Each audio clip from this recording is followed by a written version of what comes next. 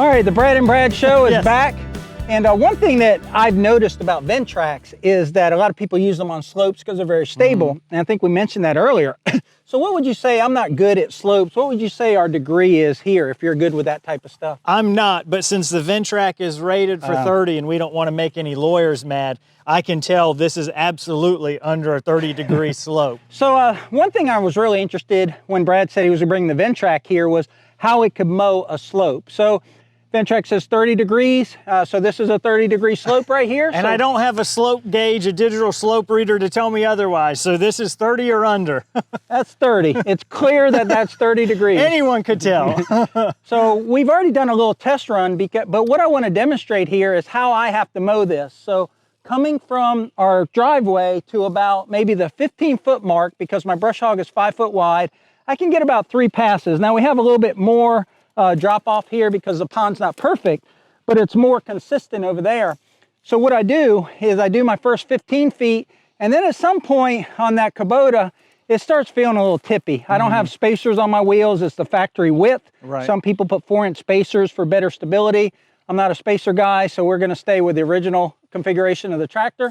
But I can do to about here, and then I have to back the tractor up in like this little semicircle thing, and I'll demonstrate it where I do 5 feet at a time, 5 feet at a time. Well, that's fine here, but then this pond is 150 by 100, so I gotta do 150 feet, I gotta do 100 feet, I gotta do, well, I don't have grass all the way on that side, but you get the idea. We're gonna show the Kubota on the slope and then the Ventrac. Is there anything I forgot, Brad? No, well, yes, but it's because you didn't know it, so you didn't really forget it. So Ventrac, when it comes standard with one wheel on each side, that's a 20-degree slope it can handle. Okay. They offer wheel spacers that add another 5 degrees to get you to 25, or you can run these dual wheel configurations, which is what I have. That'll let you do 30. Well, let me jump on this Kubota, do a little demonstration of how I mow it, and then we'll switch to the Ventrac, and we're gonna let Brad do it.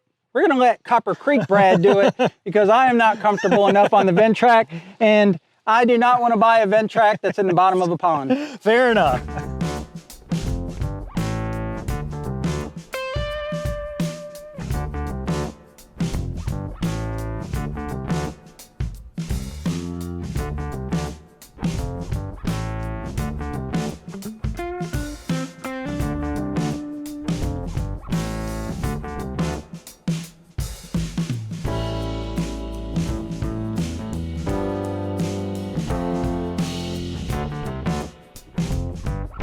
Okay, that's a Kubota L3901 hydrostatic drive with a 5-foot King Cutter brush hog.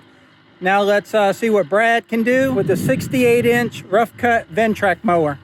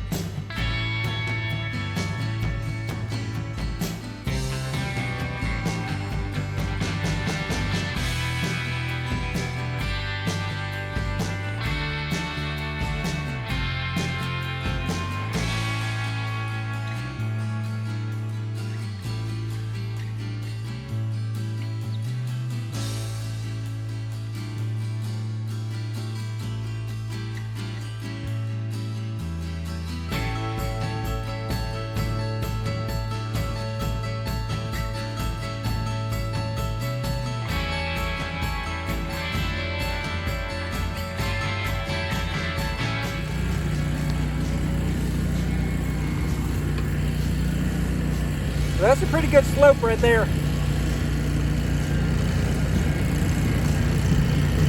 see all those potholes.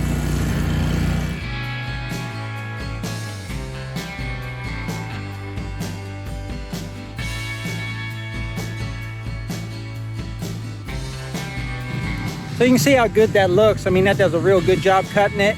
And he got way lower than I could ever get with the Kubota. He got way down, not all the way to the water's edge, but he got closer to the water's edge than I ever could. And I was able to mow sideways, whereas I had to do that back and forth method like I showed earlier.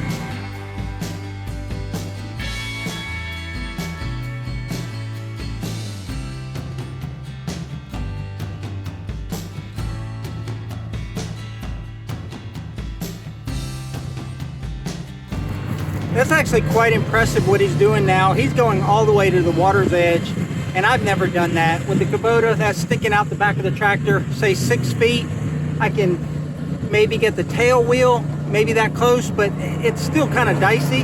And that's only if I have the front end loader on that puts weight on my front tires and 4-wheel drive to help me pull back up the slope. That not only looks impressive, but as far as the machinery, but also just the look afterwards of that pond bank. He's getting down there to those weeds that I just can't mow.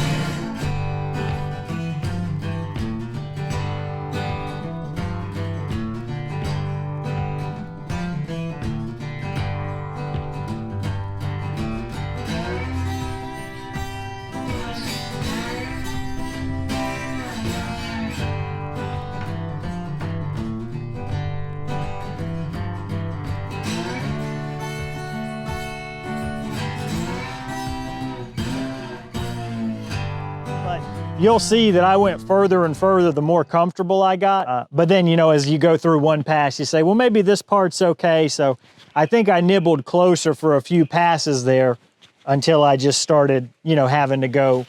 But I do think it's, would you have gone to the water's edge with your Kubota? All right, I wasn't gonna talk during this segment, but Brad kind of brought me in. So I think I did a little narration, but I was truly impressed. I didn't think he was gonna go down that far. And when I saw you put the wheels in the water, I was thinking that is probably, I don't know that I've ever done that with my brush hog. And if I did, I was uncomfortable, but you seemed very steady and very sure and very confident. And I just don't think I've gone down that far. And by mowing that extra maybe 4 or 5 feet that I wouldn't normally do, it really changes the look of the pond bank. It goes from, oh, it's just mowed on the top and it's unsightly down there to it's landscaped or it's manicured all the way to the water. Yeah, that's one of the good things that I found is that, you know, here in Florida, we don't have a lot of hills. Even this area is much more hilly than what I'm used to 3 hours east, but we do have ditches and we do have ponds. And this is a really good tool for getting somewhere where you would have had to string trim. I've gotten this thing to water's edge on several projects and I'm never worried. I will say yours has had the largest and steepest embankment. Mm-hmm. I've been on steep ones that were not, you know, past the front tires. It is nerve-wracking at first, but you realize this machine is kind of just stuck. So I didn't see any instance there when you went down there like that the tires were slipping at all. I mean, because that's one thing that you kind of, with a tractor, it may come up the bank, yep, but it might be breaking traction a little bit. Yeah, with a zero turn where you've only got 2 drive tires, absolutely that would have been happening trying to come up. But these 8 tires, the fact that it's in low range, the fact that I have the traction control setting, so a lot of the weight of that implement is getting put back on those front wheels, it really is a good machine for this kind of app. Well, I'm happy we did it. 1, because I've got my bank mode and I don't have to worry about doing it with a Kubota. But 2, you just want to know the capabilities of a machine that maybe you might purchase in the future. I'm happy to see that it did it. And like I said earlier, Brad can come down every 3 weeks and do this, right? For some snack sticks and some Red Bull, right? That's it. Just chip in for fuel. I'll be here. Well, that's like $300, right? I don't know. I don't even want to think about how much it was. No! If you want to know what that was all about, we had an equipment malfunction. Yeah.